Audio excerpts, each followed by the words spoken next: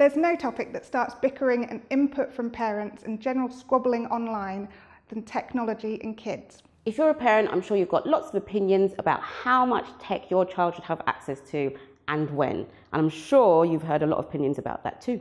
So all three of us are here to discuss the pros and cons of how you can strike the balance between screen time and real time.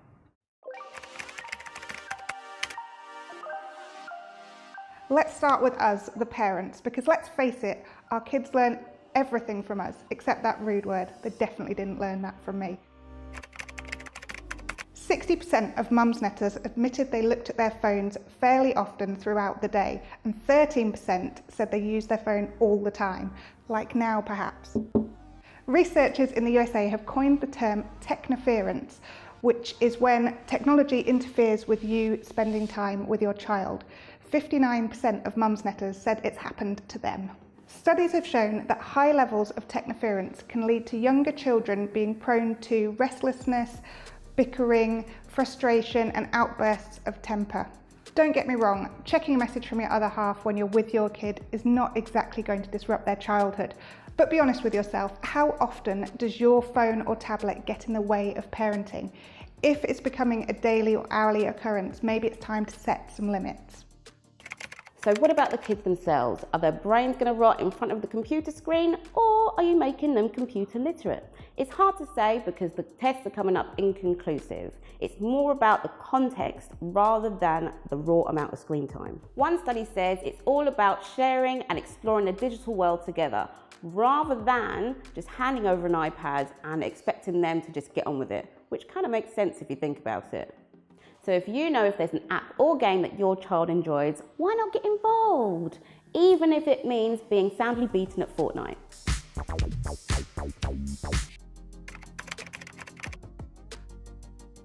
Lots of devices emit blue light, and these affect our sleep cycles. Sleep cycles are how humans use light to set their sleep, which evolution-wise makes sense. You didn't hear of any cavemen having alarm clocks. Lots of devices now come with night mode, which helps to dim blue light. If you've got it on yours, make sure you're turning it on 1 to 2 hours before bedtime.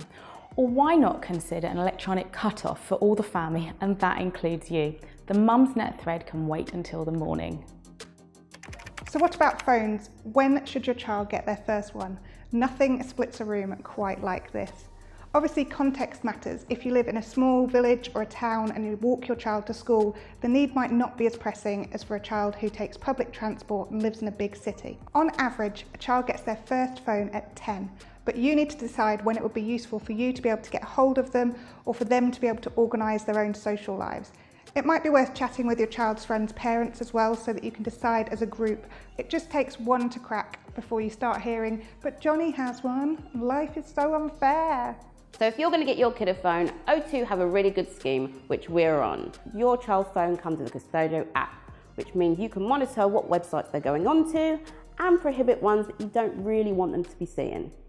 It also allows you to block websites and turn off mobile data at certain times, especially say at school time or at bedtime. There are also NSPCC trained gurus who can answer any questions you have about online safety. So there you go. Ultimately, it's your call how much tech you allow into family life. But as long as you're setting sensible rules, avoiding tech at bedtime and leading by example, then you shouldn't really worry about how much screen time your children have. If you want to hear more about O2's family plan, the link is in the description. Now, back to browsing Mumsnet. Oh, and if you want to subscribe to Mumsnet, press the M and you'll get an alert every time they publish a new video.